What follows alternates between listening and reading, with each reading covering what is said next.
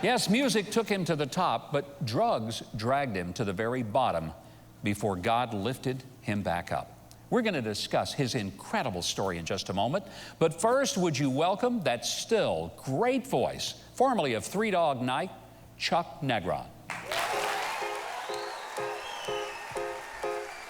One is the loneliest number that you'll ever do. Two can be as bad as one. It's the loneliest number since the number one.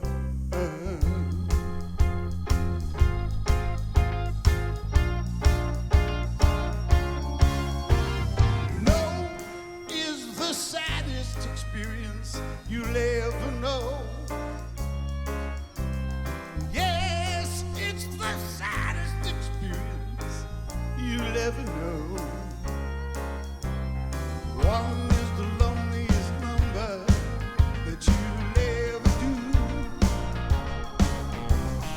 One is the loneliest number, oh, worse than two.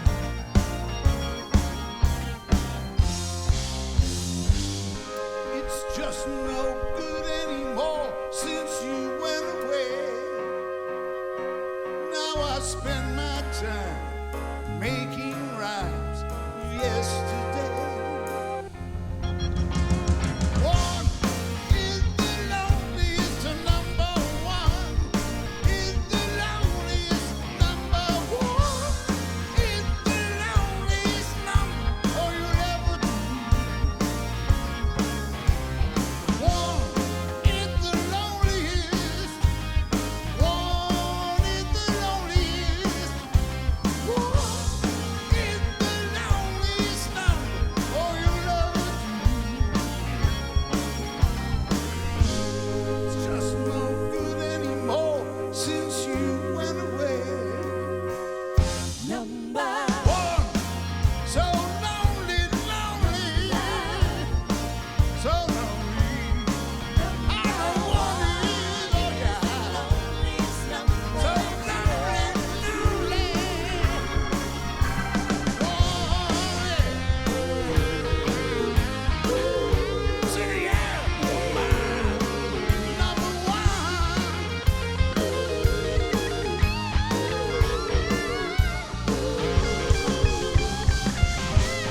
Just no good anymore since you went away. One, it's so lonely. One, it's so lonely. I'm lonely.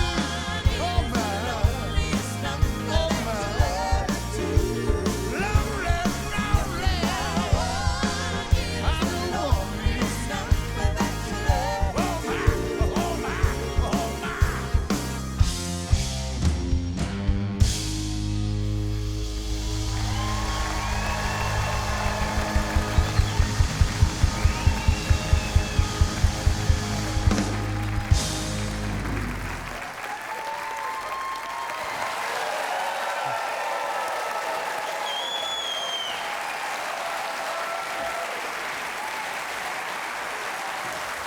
I am so thrilled you're here. Thank you. Now, look, I grew up during that period when Three Dog Night was one of the hottest bands that ever hit rock and roll. I got to tell you this story, Chuck. I was in high school. I wanted to go to a Three Dog Night concert at the Hirsch Coliseum in Shreveport, Louisiana, about an hour and a half from where I lived in Hope, Arkansas. I couldn't afford it. The tickets were $7, Yeah. and I couldn't handle it. Yeah. So now that you're here, I just thought I would go ahead and tell you 1, 2, 3, 4, 5. There you go, $7. Oh, no. I finally get a Three Dog Night experience with Chuck Negron. I'm pretty excited about this. Very excited. Thank you. I finally can afford it. You have had this amazing career, the highest highs, but the lowest lows. And I'm going to start back. You grew up in the Bronx? Yeah. Basketball player, athlete, recruited to college, but you also were very gifted with a singing voice, and you ended up with a band called the Rondells. Let's talk about that just a minute. Played at the Apollo Theater in Harlem. Yeah, I was 15. 15? Yeah. You're a bunch of white guys. You Yeah, take white yeah. guys into place. Yeah, when we came out, everyone just silence. I'm sure that it's made like you they feel were great. surprised. Yeah. So I learned a lot that night, that music transcends all barriers. I want to bring attention to this book. It's called Three Dog Nightmare, and it's being re-released this fall. Yes. This is a stunning book, and I loved it. Thank you. And I'm telling you, I had no idea of the trials and tribulations. I first saw this, and I thought this was my senior prom picture. Then I realized, no, it's actually Chuck Negron's story. Yeah, I was modeling. That's... You had 30 years of age, and you were a multimillionaire with Three Dog Night. Things were going great, and your life fell apart on drugs. What happened?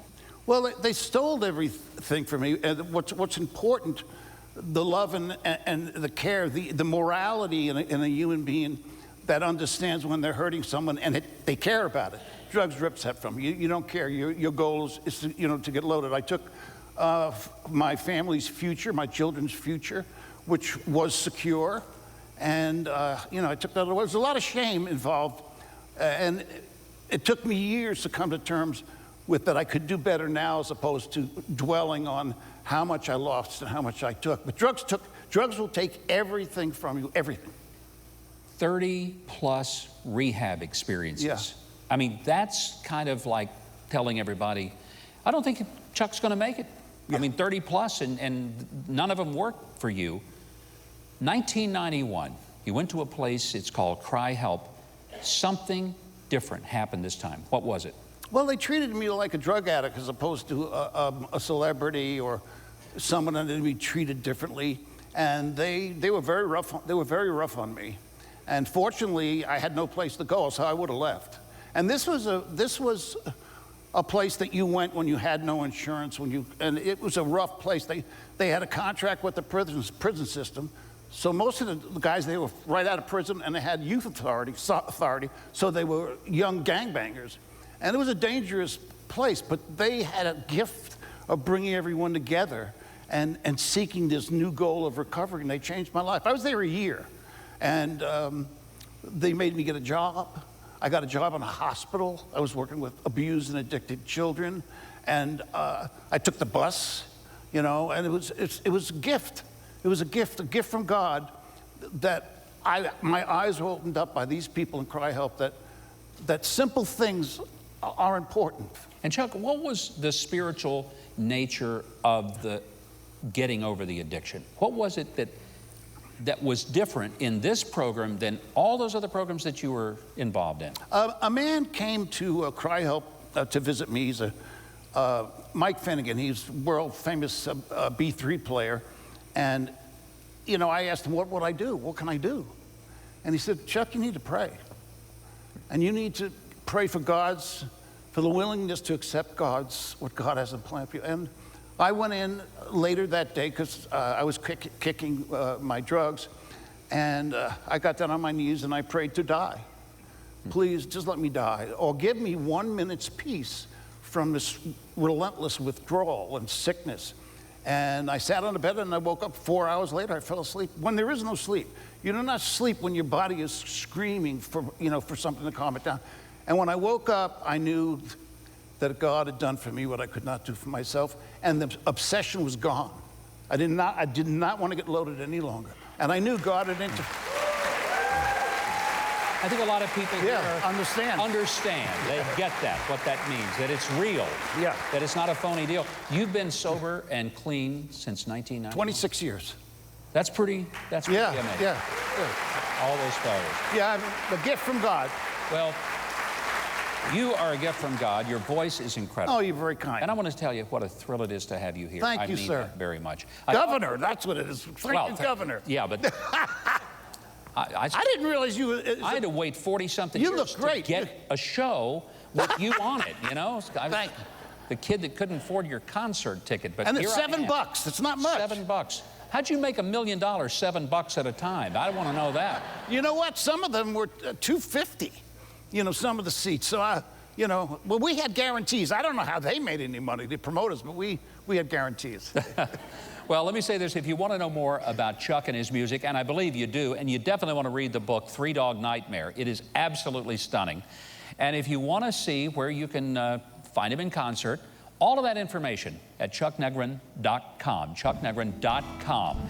All right, Chuck, don't get too far away. You got it. Okay, let me tell you why. Because I've always dreamed that one day I wouldn't just go to a concert, I'd play bass on a Three Dog Night tune. And I'm going to tell you, you got to humor me. You don't have to like my playing, but you got to put up with it. You got it. We'll be right back.